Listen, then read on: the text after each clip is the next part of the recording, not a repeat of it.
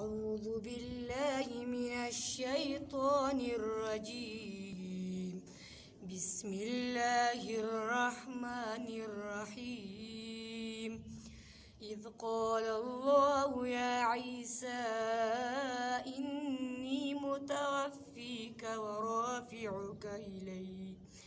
ورافعك إلي ومطهرك من الذين كفروا وجاعل الذين اتبعوك فوق الذين كفروا إلى يوم القيامة ثم إلي مرجعكم فأحكم بينكم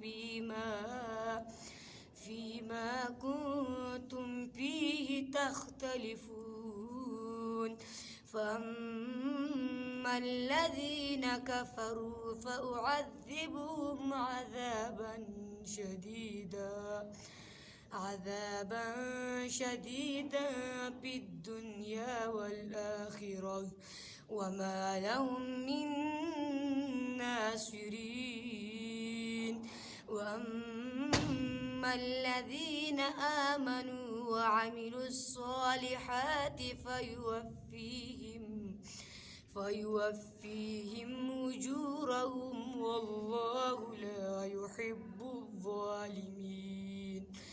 تلك آيات الله نتلوها عليك من الآيات والذكر الحكيم.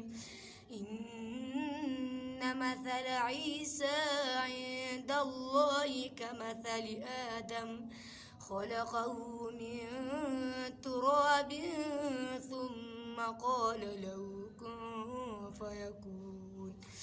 الحق من ربك فلا تكن من الممترين.